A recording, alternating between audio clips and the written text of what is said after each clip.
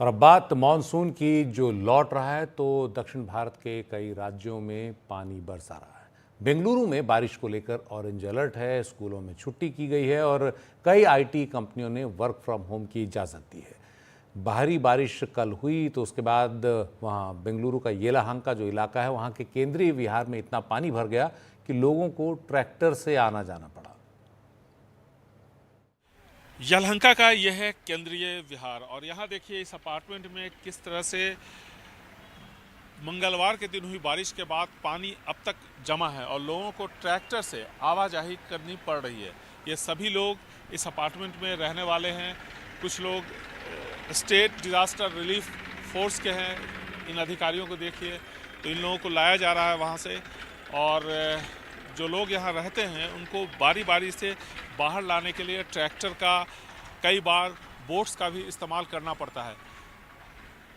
ये जो इलाका है ये लो लाइंग इलाका है और यहाँ हमेशा थोड़ी सी बारिश होती है और इसके बाद कुछ इसी तरह के हालात बनते हैं। पहली बार यहाँ पर ऐसा नहीं हुआ है और इसकी जो सबसे बड़ी वजह है वो ये है कि ये अपार्टमेंट दो लेक्स के बीच में बना हुआ है, यानी कि ये लेक बेड था और एक लेक से दूसरे लेक में इसी रास्ते से पानी जाता था। अब चूंकि यहाँ पर अपार्टमेंट बन गया है तो थोड़ी भी बारिश होती है तो यहाँ कुछ इसी तरह से जल जमाव होता है, लोगों को इसी तरह से परेशानियों का सामना करना पड़ता है। एसडीआरएफ के लोग लगातार यहाँ पर लोगों की मदद करते हैं। बेंगलुरु शहर में कई जगहों पर बारिश के बाद पानी न निकलने की वजह से कुछ ऐसे ही हालात देखने को मिले। हेब्बाल में और साथ ही साथ कई फ्लाईओवर्स पर भी पानी काफ़ी जमा हो गया था, वहाँ पर ट्रैफिक जाम भी हुआ।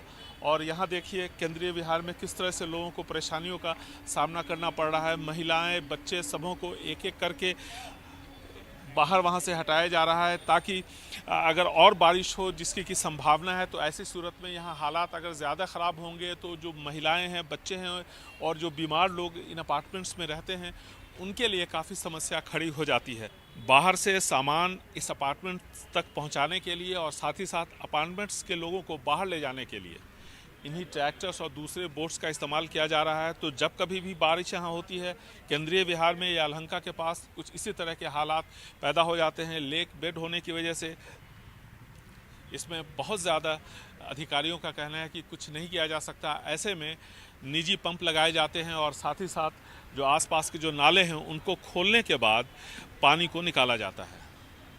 बेंगलुरु में कई जगहों पर कुछ इस तरह के ही हालात देखने को मिल रहे हैं बारिश के बाद, क्योंकि कई जगह नाले बंद हैं और कई जगह लेक्स का ओवरफ्लो हो रहा है और इस वजह से लोगों को काफ़ी परेशानियों का सामना करना पड़ रहा है।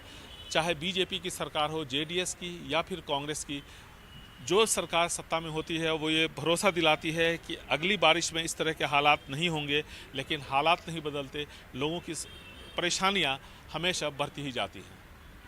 केंद्रीय विहार यलहंका से कैमरामैन कुमार के साथ निहाल किदवई, एनडीटीवी इंडिया।